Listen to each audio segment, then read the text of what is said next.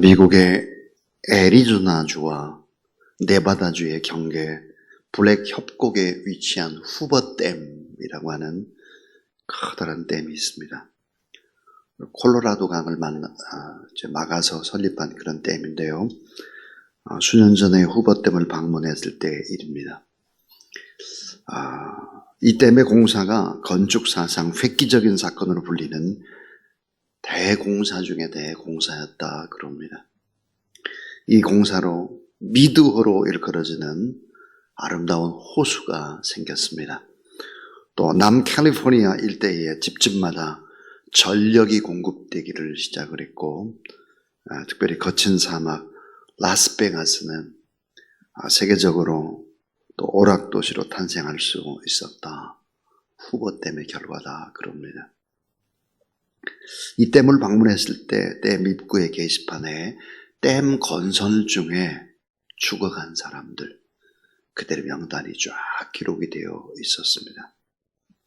자, 희생당한 사람들의 명단, 그리고 그 밑에 나무 같은 글귀가 새겨져 있었습니다. 이들이 이곳에서 희생당한 이유는 사막의 장미꽃을 피우고 골짜기에 생명의 강을 흘러가게 하기 위해서였다. 이들이 이곳에서 희생당한 이유는 사막의 장미꽃을 피우고 골짜기에 생명의 강을 흘러가게 하기 위해서였다. 오늘 저는 야곱의 아들 요셉이 세계 중심의 나라 애굽의 실권자 총리가 된 이유가 뭘까? 기근이 들어 죽어가는 생명을 살리고 선택받은 아브라함의 자손들이 하나님의 복을 받기 위해서였다. 이렇게 후버댐의 희생자들의 글과 비슷하게 그렇게 얘기할 수 있을 것 같습니다. 자, 우리가 하나님 앞에 믿음을 갖는다라고 하는 신앙이라고 하는 것은 우리에게 주는 몇 가지 아주 깊은 의미가 있죠.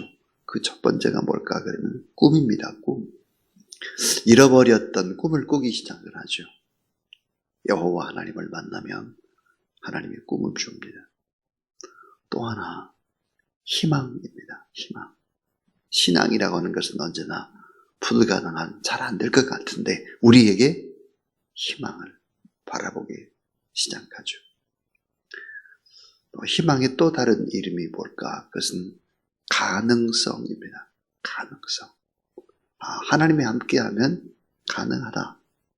이 고난과 역경 중에도 우리는 꿈꿀 수 있고 또 더 잘 될 것을 희망할 수 있다는 거죠.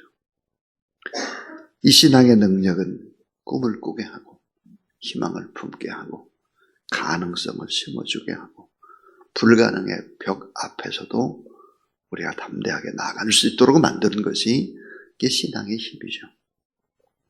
오늘 요셉의 모습 속에서 동일한 모습들이 발견이 됩니다. 고난 중에도 꿈은 성취된다. 이런 제목으로 하나님의 말씀을 잠시 나눌 텐데 우리의 삶들을 돌아보고 우리의 아들, 딸들, 나라와 민족의 또 장래도 한번 돌아보면서 이 말씀을 받으면 참 좋겠다 싶습니다. 자, 첫 번째 교훈입니다. 꿈이 완성되는 배경을 보라입니다. 꿈이 완성되는 배경. 모든 아름다운 꿈꿨던 꿈이 이루어지는 배경은 놀랍게도 극심한 흉년의 때였습니다. 극심한 흉년의 때. 꿈이 완성되는 배경입니다. 자, 하나님의 꿈은 7년 동안 풍년이 들 때가 아닙니다. 풍년이 들 때가 아니라 놀랍게도 극심한 흉년이 들었을 때 온 땅에 다 기근이 찾아옵니다. 흉년이 들었습니다. 결국은 굶어 죽게 됐습니다. 애굽도 기근이 찾아오고 주변의 국가들도 기근이 찾아오고 거기다가 놀랍게도 가나안 땅에도 기근이 찾아오죠. 그래서 야곱의 가족들이 도저히 살 수가 없어서 요셉이 다스리는 애굽에만 곡식이 있었죠. 그래서 각국에서 애굽으로 몰려들었다. 야곱의 가족들이 요셉의 배다른 형제들이 제 발로 찾아와서 요셉 앞에 엎드리는 것입니다.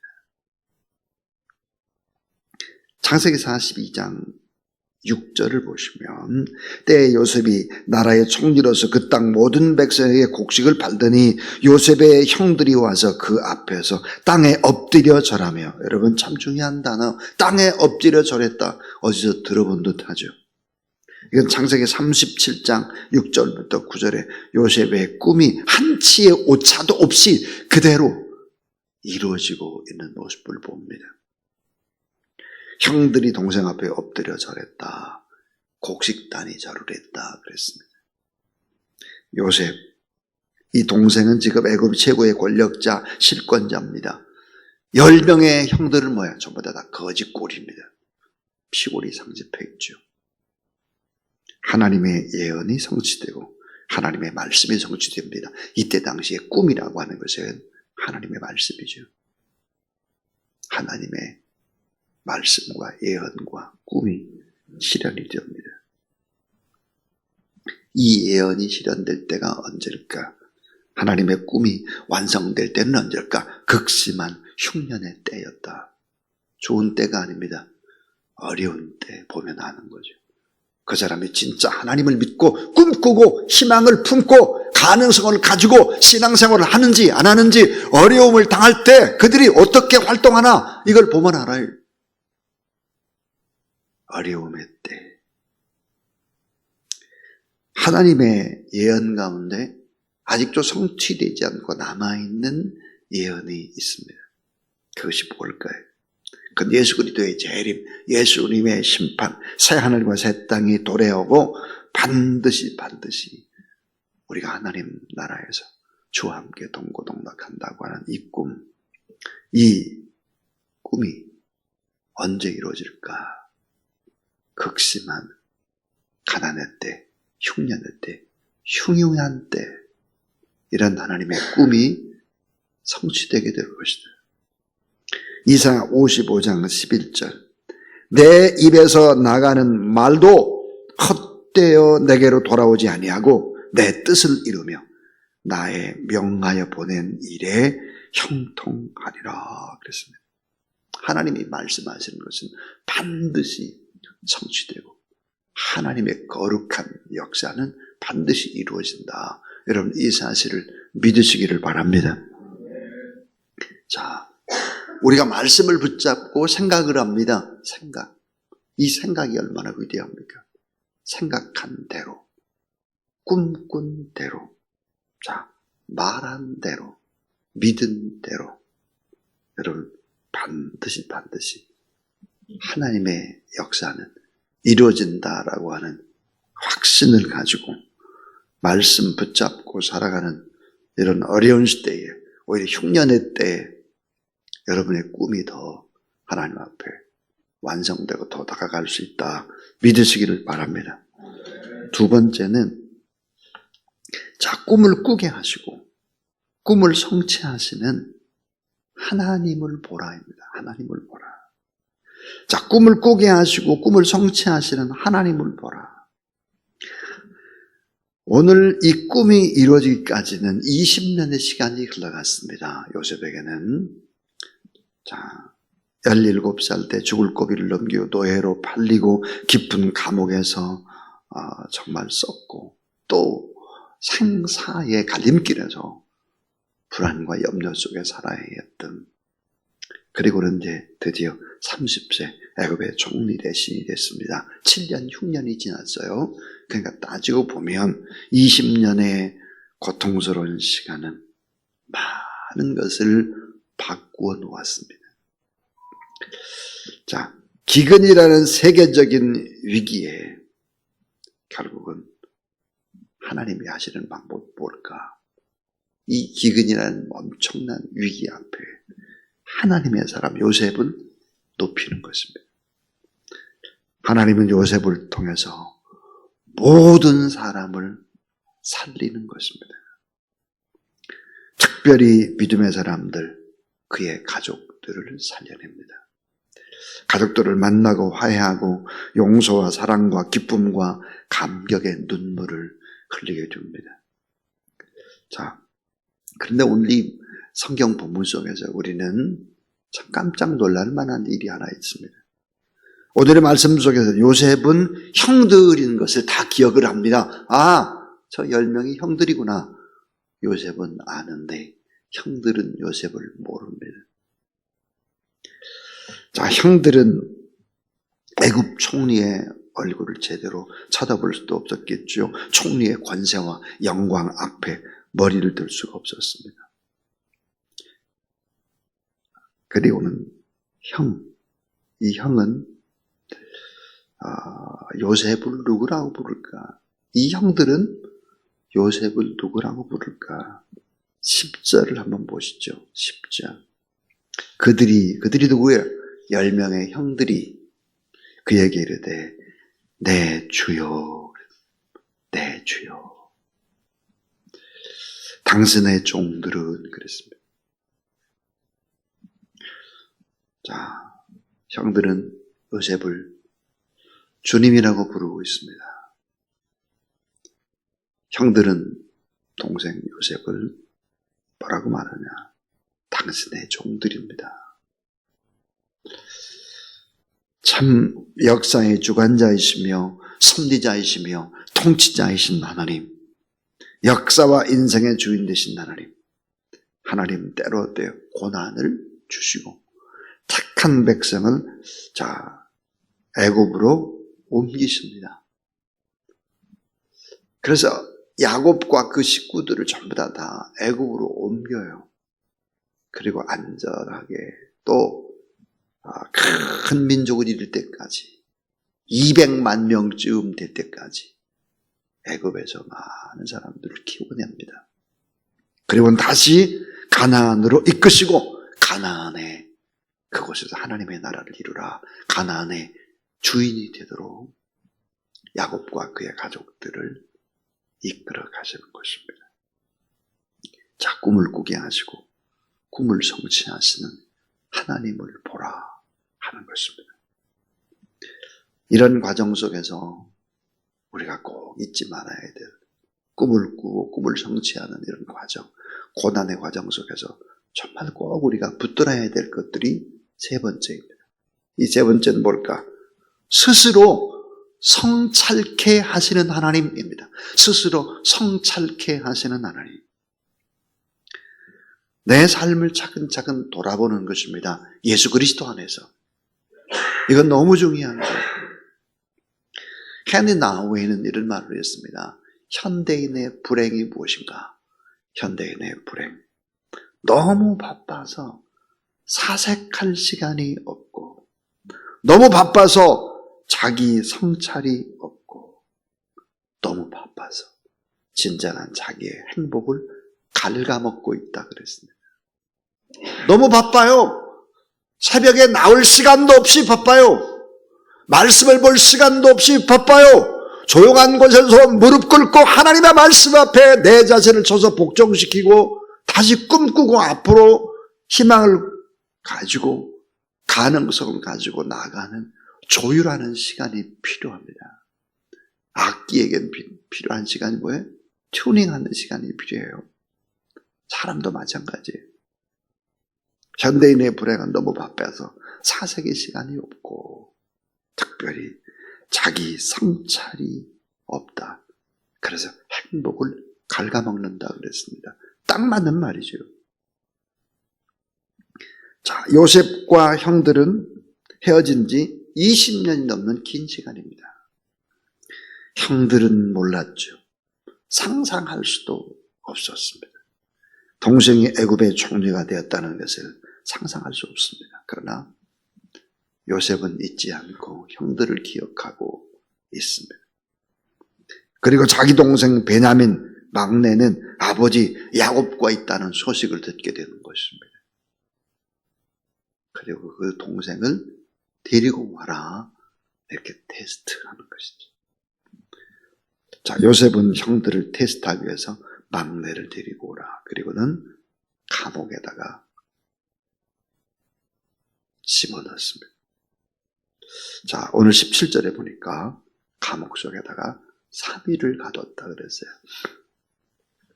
전 그런 생각을 합니다. 이 3일이라고 하는 것 있고 숫자의 개념의 3일일까? 그렇지 않다고 생각을 했습니다. 성경을 아무리 봐도. 자, 이 3일. 요나가 물고기 뱃속에서의 3일. 또 예를 들어서 예수님이 사망 권세 속에서의 3일. 정말 숫자적인 3일일까? 자, 감옥에 가뒀습니다. 하나님은 기근을 통해서 형들 10명을 요셉 앞으로 끌어 당겨 오셨죠. 형들을 회개하는 자리로 이끄는 것입니다. 감옥에 갇혔어요. 많은 생각을 하게 됐을 것입니다. 자기들의 성찰의 시간, 자신들의 잘못과 죄를 바르게 인식하고, 잘못했구나. 왜 인생을 이렇게 살아왔나? 이런 시간들이 있을 때 인간은 변화되기 시작을 하죠. 성찰의 시간이 없는데 어떻게 변화돼요? 변화 안 돼요. 그리고 하나님 주시는 은혜에 감사하기 시작했을 것입니다. 감옥의 고난에서 과거를 돌아보고 아마 기막힌 자기의 인생들을 생각했을 것입니다.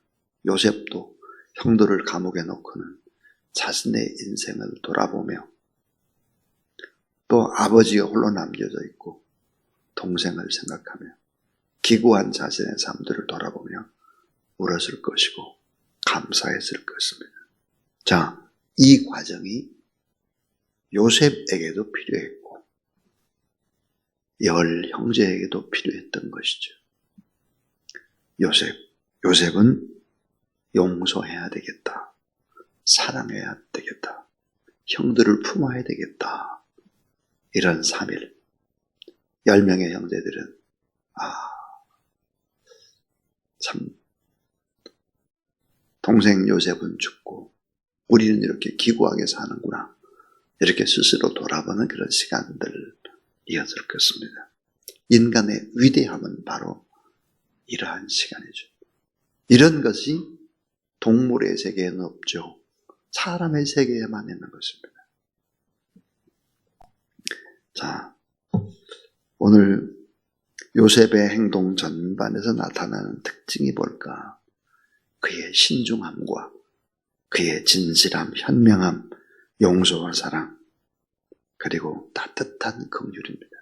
이런 과정을 통해서 내가 형들을 품어야 되겠고 형들의 식솔들을 내가 돌보고 사랑해야 되겠구나. 이런 생각들을 하게 되는 것이죠. 자, 오늘 저는 고난 중에도 꿈은 성취된다. 그런 제목으로 하나님의 말씀을 증거했습니다. 그 첫 번째가 꿈이 완성된 배경을 보라. 극심한 흉년의 때였다.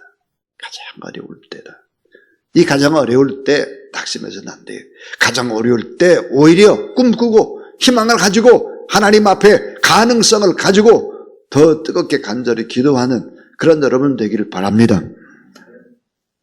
꿈을 꾸게 하시고 꿈을 성취하시는 하나님을 보라.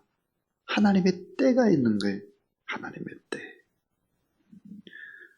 자, 역사의 주관자, 택한 백성을 하나님의 방법으로 이끌으시는 이 하나님의 때를 보라.